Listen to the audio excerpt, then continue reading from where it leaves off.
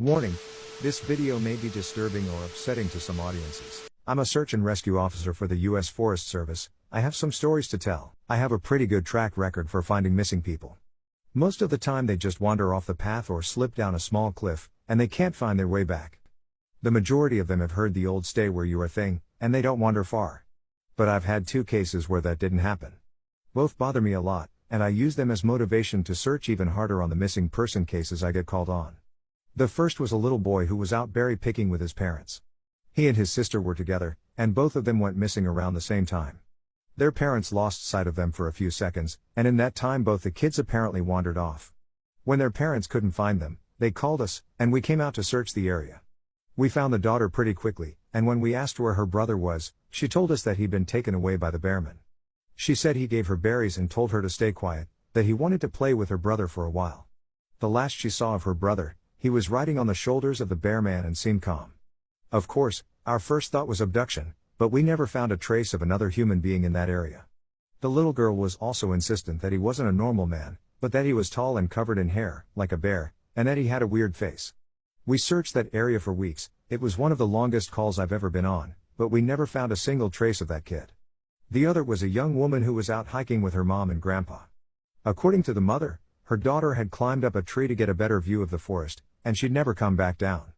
They waited at the base of the tree for hours, calling her name, before they called for help. Again, we searched everywhere, and we never found a trace of her. I have no idea where she could possibly have gone because neither her mother or grandpa saw her come down. Warning: this video may be disturbing or upsetting to some audiences. I'm a search and rescue officer for the U.S. Forest Service. I have some stories to tell. Part 2. A few times, I've been out on my own searching with a canine, and they've tried to lead me straight up cliffs. Not hills, not even rock faces. Straight, sheer cliffs with no possible handholds. It's always baffling, and in those cases we usually find the person on the other side of the cliff, or miles away from where the canine has led us. I'm sure there's an explanation, but it's sort of strange.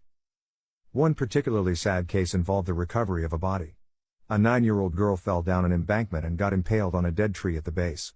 It was a complete freak accident, but I'll never forget the sound her mother made when we told her what had happened. She saw the body bag being loaded into the ambulance, and she let out the most haunting, heartbroken wail I've ever heard. It was like her whole life was crashing down around her, and a part of her had died with her daughter. I heard from another SAR officer that she killed herself a few weeks after it happened. She couldn't live with the loss of her daughter. Warning: this video may be disturbing or upsetting to some audiences. I'm a search and rescue officer for the U.S. Forest Service. I have some stories to tell. Part 3. I was teamed up with another SAR officer because we'd received reports of bears in the area. We were looking for a guy who hadn't come home from a climbing trip when he was supposed to, and we ended up having to do some serious climbing to get to where we figured he'd be. We found him trapped in a small crevasse with a broken leg. It was not pleasant. He'd been there for almost 2 days, and his leg was very obviously infected. We were able to get him into a chopper, and I heard from one of the EMTs that the guy was absolutely inconsolable. He kept talking about how he'd been doing fine, and when he'd gotten to the top, a man had been there. He said the guy had no climbing equipment, and he was wearing a parka and ski pants. He walked up to the guy, and when the guy turned around, he said he had no face. It was just blank. He freaked out, and ended up trying to get off the mountain too fast, which is why he'd fallen. He said he could hear the guy all night, climbing down the mountain and letting out these horrible muffled screams.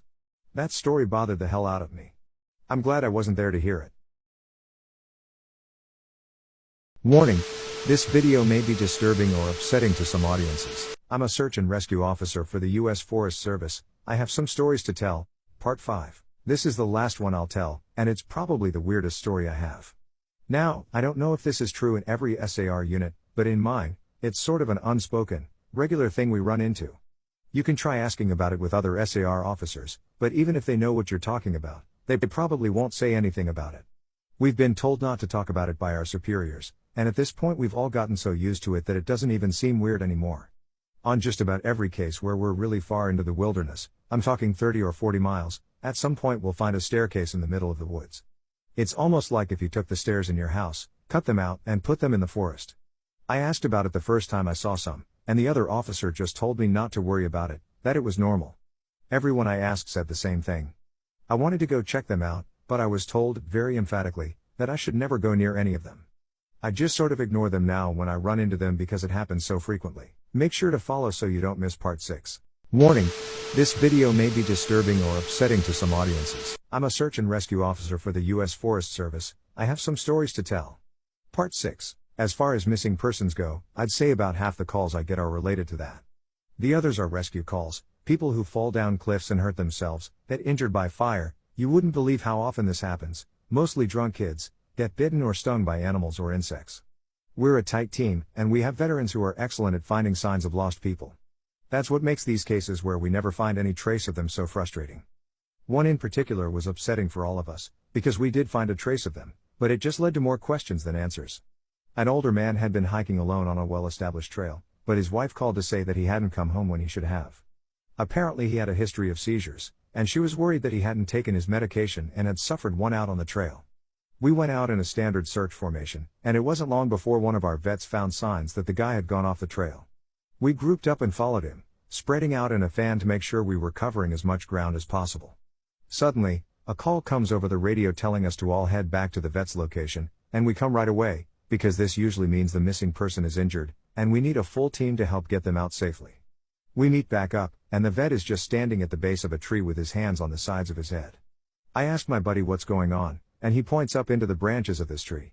I almost couldn't believe what I was seeing, but there's a walking stick dangling from a branch at least 30 feet off the ground. The little strap thing on the handle has been looped around the branch, and it's just hanging there. There's no way the guy could have tossed it up that far, and we don't see any other signs that he's still in the area. We call up into the tree, but it's obvious no one's in it. We're all just sort of left scratching our heads. We keep searching for the guy, but we never find him. We even bring our canines out, but they lose his scent long before this tree. Eventually, the search is called off, because there are other calls we have to attend to, and past a certain point there's not much we can do. The guy's wife called us every day for months, asking if we'd found her husband, and it was heartbreaking to hear her get more and more hopeless each time. I'm not sure why this call in particular was so upsetting, but I think it was just the sheer improbability of it. That and the questions that were raised. How the hell had this guy's cane ended up there? Did someone kill him and toss that up there as some weird trophy? We did our best to find him, but it was almost like a taunt. We still talk about that one from time to time. Make sure to follow so you don't miss part 7. Warning: this video may be disturbing or upsetting to some audiences. I'm a search and rescue officer for the U.S. Forest Service. I have some stories to tell. Part 4. One of the scariest things I've ever had happen to me involved the search for a young woman who'd gotten separated from her hiking group. We were out until late at night because the dogs had picked up her scent. When we found her, she was curled up under a large rotted log. She was missing her shoes and pack, and she was clearly in shock. She didn't have any injuries, and we were able to get her to walk with us back to base ops. Along the way, she kept looking behind us and asking us why that big man with black eyes was following us. We couldn't see anyone, so we just wrote it off as some weird symptom of shock. But the closer we got to base, the more agitated this woman got. She kept asking me to tell him to stop making faces at her. At one point she stopped and turned around and started yelling into the forest, saying that she wanted him to leave her alone. She wasn't going to go with him, she said, and she wouldn't give us to him. We finally got her to keep moving, but we started hearing these weird noises coming from all around us. It was almost like coughing, but more rhythmic and deeper. It was almost insect-like. I don't really know how else to describe it. When we were within sight of base ops, the woman turns to me and her eyes are about as wide as I can imagine a human could open them. She touches my shoulder and says, "He says to tell you to speed up. He doesn't like looking at the scar on your neck." I have a very small scar on the base of my neck, but it's mostly hidden under my collar, and I have no idea how this woman saw it. Right after she says it, I hear that weird coughing right in my ear, and I just about jumped out of my skin. I hustled her to ops, trying not to show how freaked out I was, but I have to say I was really happy when we left the area that night. Make sure to follow so you don't miss part 5. Warning: this video may be disturbing or upsetting to some audiences. I'm a search and rescue officer for the U.S. Forest Service. I have some stories to tell. Part 7. Missing kids are the most heartbreaking. Doesn't matter what circumstances they go missing under, it's never easy, and we always dread the ones we find deceased. It's not common, but it does happen. David Polide talks a lot about kids SAR teams find in places they shouldn't be, or couldn't be. I can honestly say I've heard about this kind of thing happening more than I've seen it, but I'll share one of the ones that I think about a lot that I witnessed personally. A mother and her 3 kids were out for a picnic in an area of the park that has a small lake. One is 6, one is 5, and the other is about 3. She's watching them all really closely, and according to her, she never lets them out of her sight at any time. She never saw anyone else in the area either, which is important. She packs their stuff up and they start to head back to the parking area. Now, this lake is only about 2 miles into the woods, and it's on a very clearly established trail. It's almost impossible to get lost getting from the parking area to it, unless you're deliberately going off the path like an imbecile. Her kids are walking in front of her, when she hears what sounds like someone coming up the path behind her. She turns around, and in the 4 or so seconds she's not looking, her 5-year-old son vanishes. She figures he stepped off the trail to pee or something, and she asks her other two where he went. They both tell her that a big man with a scary face came out of the woods next to them, took the kid's hand, and led him into the trees. The 2 remaining kids don't seem upset. In fact, she says later that it seems like they've been drugged. They're sort of spacey and fuzzy. So of course, she freaks out, starts looking frantically in the area for her kid. She's screaming his name, and she says at one point she thinks she heard him answer her. Now obviously she can't go blindly running into the woods, she's got the other 2 kids, so she calls the police and they send us out immediately. We respond, and we start the search for him. Over the course of this search, which spans miles, we never find a single trace of the kid. Follow and make sure to check out part 8 on my page. Warning: this video may be disturbing or upsetting to some audiences. I'm a search and rescue officer for the U.S. Forest Service. I have some stories to tell. Part 8. Canines can't pick up any scent. We don't find any clothing or broken bushes or literally anything that would signify a child being there. Of course, there's suspicion about the mother for a while, but it's pretty clear that she's completely destroyed by the whole thing. We looked for this kid for weeks, with a lot of volunteer help. But eventually, the search peters out, and we have to move on. The volunteers keep searching, though, and one day we get a call on the radio letting us know that a body has been found and needs to be recovered. They tell us the location, and none of us can believe it. We figure it has to be a different kid. But we go out there, about 15 miles from the site where he vanished, and sure enough, we find the body of the kid we've been looking for. I have been trying to figure out how this kid got where he did ever since we found him, and I've never come up with an answer. A volunteer just happened to be in the area, because he figured he might as well look in places no one else would think to on the off chance the body had been dumped. He comes to the base of a tall, rocky slope, and halfway up, he sees something. He looks through his binoculars and sure enough, it's the body of a little boy stuffed in a little opening in the rock. He recognizes the color of the kid's shirt, so he knows right away that it's the missing boy. That's when he calls it in, and we're dispatched. It took us almost an hour to get his body down, and none of us could believe what we were seeing. Not only was this kid 15 miles from where he'd started, there was no possible way he could have gotten up there on his own. This slope is treacherous, and it's hard even for us with our climbing gear. A 5-year-old boy had no way of getting up there, of that I'm certain. Not only that, but the kid doesn't have a scratch on him. His shoes are gone, but his feet aren't damaged or dirty. So it wasn't as if an animal dragged him up there. And from what we can tell, he hasn't been dead that long. He'd been out there over a month by that point, and it looked like he'd only been dead for, at most, a day or 2. The whole thing was unbelievably strange and was one of the most disconcerting calls I've ever been on. We found out later that the coroner determined the kid had died from exposure. He'd frozen to death, probably late at night 2 days before we found him. There were no suspects and no answers. To date, it's one of the weirdest things I've ever seen. Follow and make sure to check out part 9 on my page. Warning: this video may be disturbing or upsetting to some audiences. I'm a search and rescue officer for the U.S. Forest Service. I have some stories to tell. Part 9. One of my first jobs as a trainee was a search op for a 4-year-old kid that had gotten separated from his mom. This was one of those cases where we knew we were going to find him because the dogs were on a strong scent trail, and we saw clear signs that he was in the area. We ended up finding him in a berry patch about half a mile from where he'd been last seen. Kid wasn't even aware that he'd wandered that far. One of the vets brought him back, which I was glad for because I'm really not good with kids, and I find it hard to talk to them and keep them company. As my trainer and I are headed back, she decides to take me on a detour to show me one of the hot spots where we tend to find missing people. It's a natural dip in the land near a popular trail, and people will usually move downhill because it's easier. We hike out there, it's a few miles away, and we get there in about an hour or so. As we're walking around the area and she's pointing out places she's found people in the past, I see something in the distance. Now, this area we're in is about 8 miles from the main parking area, though there's back roads you can take to get closer if you don't want to hike that far. But we're on state protected land, which means there can't be any kind of commercial or residential development out here. The most you'll ever see is a fire tower or makeshift shelter that homeless people think they can get away with building. But I can see from here that whatever this thing is has straight edges, and if there's one thing you learn quickly, it's that nature rarely makes straight lines. I point it out, but she doesn't say anything. She just hangs back and lets me wander over and check it out. I get within about 20 feet of it, and all the hair on the back of my neck stands up. It's a staircase. In the middle of the fucking woods. In the proper context, it would literally be the most benign thing ever. It's just a normal staircase, with beige carpet, and about 10 steps tall. But instead of being in a house, where it obviously should be, it's out here in the middle of the woods. Continue the story with part 10 on my page. Warning: this video may be disturbing or upsetting to some audiences. I'm a search and rescue officer for the U.S. Forest Service. I have some stories to tell. Part 10. The sides aren't carpeted, obviously, and I can see the wood it's made of. It's almost like a video game glitch, where the house has failed to load completely and the stairs are the only thing visible. I stand there, and it's like my brain is working overtime to try and make sense of what I'm seeing. My trainer comes and stands next to me, and she just stands there casually, looking at it as if it's the least interesting thing in the world.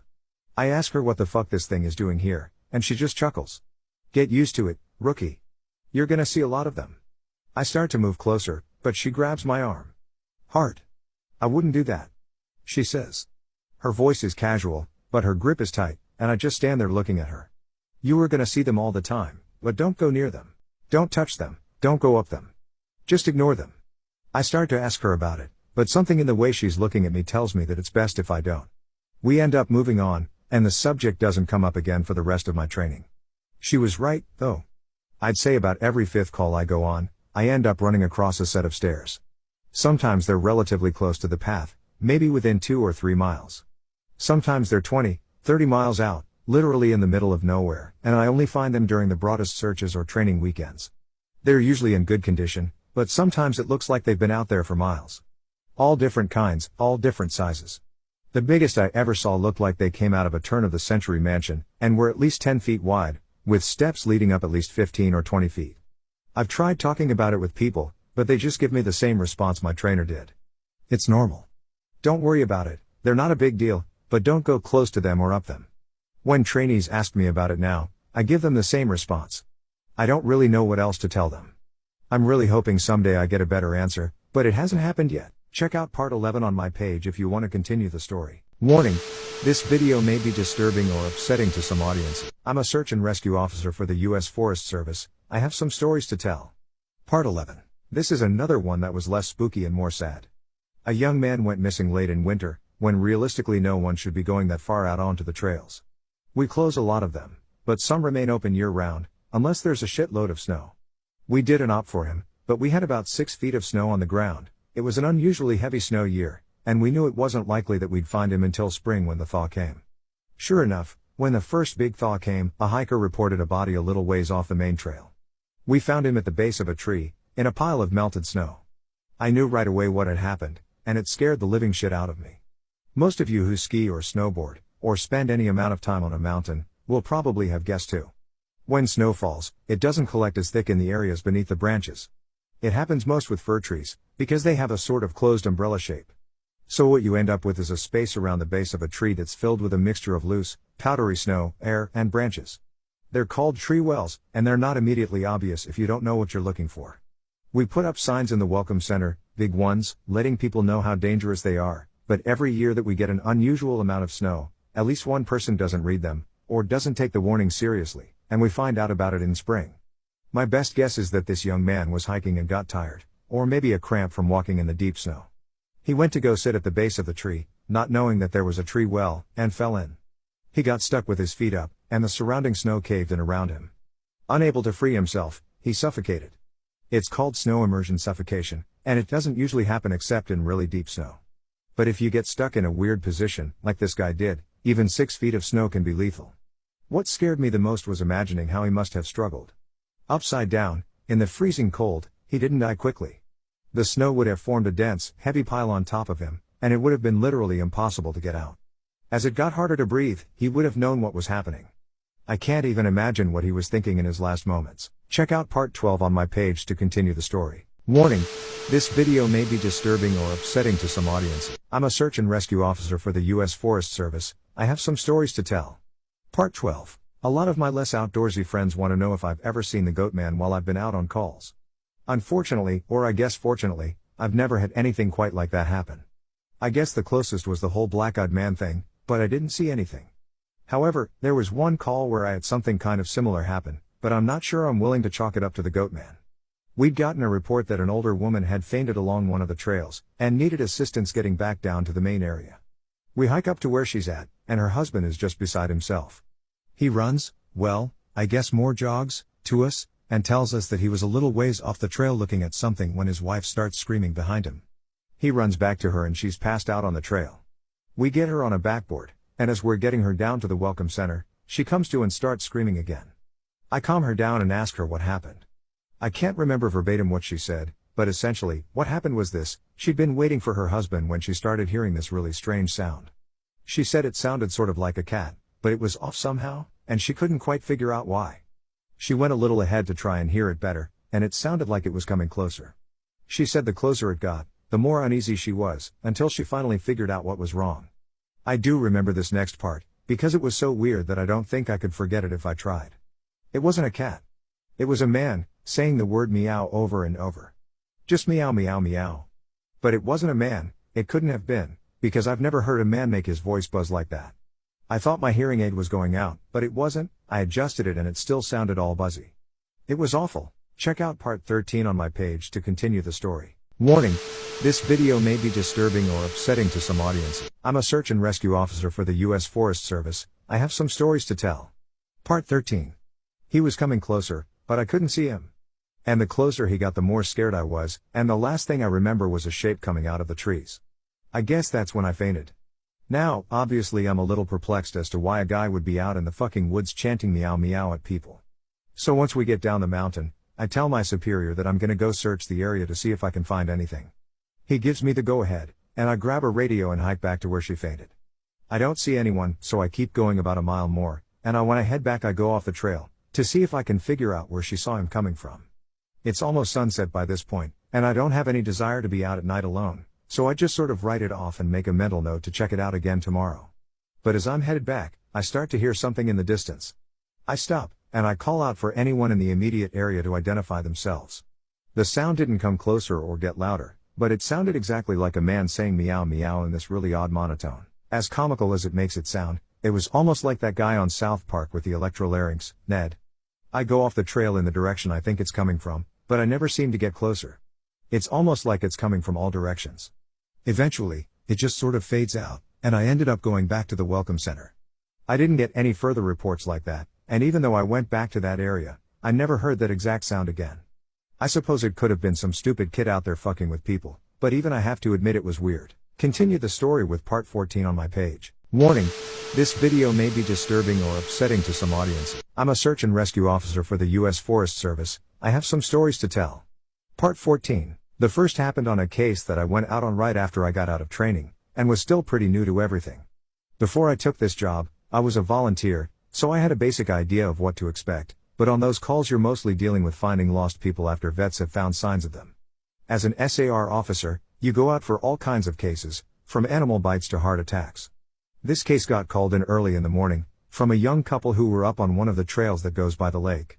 The husband was completely hysterical, and we couldn't really figure out what was going on. We could hear the woman screaming in the background, and he was begging us to come up there right away. When we get there, we see him holding his wife, and she's got something in her arms. She's screaming these awful, almost animal-like screams, and he's sobbing. He sees us and he screams at us to help them, to please get an ambulance up there. Now obviously we can't just drive an ambulance up the walking path, so we ask him if his wife needs help, or if she can walk on her own. He's still hysterical, but he manages to tell us that it's not his wife that needs help. I go over while one of the vets tries to calm him down, and I ask the wife what's going on. She's rocking, holding something, and just shrieking, over and over. I crouch down and see that whatever she's holding, it's covering her with blood. That's when I notice the sling on her front and my heart sinks. I ask her to tell me what's going on, and I sort of pry her arms gently open so I can see what she's holding. It's her baby, obviously dead. Continue the story with part 15 on my page. Warning: this video may be disturbing or upsetting to some audiences. I honestly don't know how I'd forgotten this story, but it is, by far, the scariest thing that's happened to me. I guess maybe I've tried so long to forget about it that it just didn't come to mind right away. As someone who spends literally all of their time in the woods, you don't ever want to let yourself get scared of being alone, or out in the middle of nowhere. That's why when you have experiences like this, you tend to just forget about them and move on. This is, to date, the only thing that's ever made me really seriously consider if this job is the right one for me. I don't really like talking about it much, but I'll do the best I can to remember it all.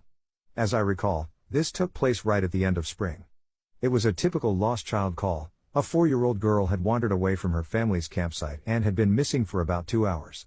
Her parents were completely despondent, and told us what most parents do. My kid would never wander away, she's so good about staying close, she's never done anything like this before. We assure the parents that we'll do everything we can to find her, and we spread out in a standard search formation. I was partnered with one of my good buddies, and we were sort of casually holding conversation while we hiked. I know it sounds callous, but you do sort of become desensitized when you've done this long enough. It becomes the norm, and I think to a certain extent you have to learn to desensitize yourself in order to work this job. We search for a good 2 hours, going well beyond where we think she'd be, and we come out of a small valley when something makes us both stop in unison. We freeze and look at each other, and there's almost a sensation like a plane depressurizing. My ears pop, and I have this odd sensation of having dropped about 10 feet. I start to ask my buddy if he felt that, but before I can, we hear the loudest sound I've ever heard in my life. It's almost like a freight train passing directly by us, but it's coming from every direction at once, including above and below us. He screams something to me, but I can't hear him over this deafening roar. Understandably freaked out, we look all around us, trying to find the source of the sound, but neither of us sees anything. Of course, my first thought is a landslide, but we're not near any cliffs, and even if we were, it would have hit us by now. The sound goes on, and we're trying to yell to each other, but even standing close together we can't hear anything but this sound. Then, as suddenly as it starts, it stops, like someone threw a switch and cut it off. We stand there for a second, perfectly still, and slowly the normal sounds of the woods come back. He asks me what the fuck just happened, but I just kind of shrug, and we stand there looking at each other for a minute. Please go check out part 16 on my page. Warning: this video may be disturbing or upsetting to some audiences. I get on the radio and ask if anyone else just heard the end of the fucking world, but no one else hears it, even though we're all within shouting distance of each other. My buddy and I just sort of shrug it off and keep going. About an hour later, we all check up on the radios, and no one's found the little girl. Most of the time, we won't search when it gets dark, but because we don't have any kind of lead on her, a few of us decide to keep going, including me and my buddy. We keep close together, and we're calling out for her every couple of minutes. At this point, I'm hoping beyond hope that we find her because while I may not like kids, the idea of them being out all alone in the dark is awful. The woods can be intimidating to kids in the daylight. At night, well, it's a whole different beast. But we're not seeing any signs of her or getting any responses, and around midnight, we decide to turn around and head back to the rendezvous point. We're about halfway back when my buddy stops and shines his light to the right of us, into a really thick deadfall, or group of dead trees. I ask him if he's heard a response, but he just tells me to be quiet a second and listen. I do, and in the distance, I can hear what sounds like a kid crying. We both call the girl's name and listen for any kind of response, but it's just this really faint crying. We head in the direction of this deadfall and go around it, calling her name over and over. As we get closer to the crying, I start getting this weird feeling in my gut, and I tell my buddy that something isn't right. He tells me he feels the same way, but we can't figure out what it is. We stop where we are and call the girl's name again. And at the same time, we both figure it out. The crying is on a loop. It's the same little hitching sob, then wail, then quiet hiccup, repeated over and over. It's exactly the same every time, and without saying another word, we both take off running. It's the only time I've ever lost my composure like that, but something about it was so incredibly wrong, and neither of us wanted to stay out there anymore. When we got back to the rendezvous, we asked if anyone else had heard anything strange, but no one else knew what we were talking about. I know it sounds sort of anticlimactic, but that call fucked me up for a long time. As for the little girl, we never found a trace of her. We keep an eye out for her, and all the other people who we've never found, but frankly I doubt we'll ever find anything. Please check out other stories on my page. Warning: this video may be disturbing or upsetting to some audiences. Now on to a couple of the stories my friend told me. My buddy has been an SAR officer for about 7 years. He started when he was a junior in college, and he had a very similar experience when he first encountered the stairs. His trainer told him almost the same thing mine did, which was to never go near, touch, or ascend them. For the first year, he did just that, but apparently his curiosity got the better of him, and on one call he broke away from the line and went to go check a set of them out. He said they were about 10 miles from the path where a teenage girl had vanished, and the dogs were following a scent. He was on his own, lagging behind the main group, when he saw a set of stairs off to his left. They looked like they were from a new house, because the carpeting was pristine and white. He said that as he got closer, he didn't feel any different, or hear any weird noises. He was expecting something to happen, like bleeding from his ears or collapsing, but he got right up next to them and didn't feel anything. The only thing, he said, that was odd was that there was absolutely no debris on the steps. No dirt, leaves, dust, anything. And there didn't appear to be any signs of animal or insect activity in the immediate area, which he found strange. It was less like things were avoiding them, and more like they just happened to be in a relatively barren part of the forest. He touched the stairs, and didn't feel anything except that sort of sticky feeling you get from new carpet.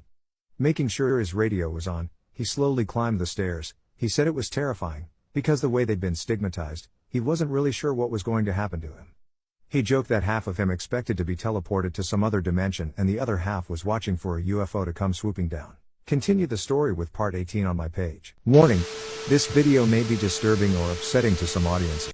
But he got to the top with little event, and he stood there looking around.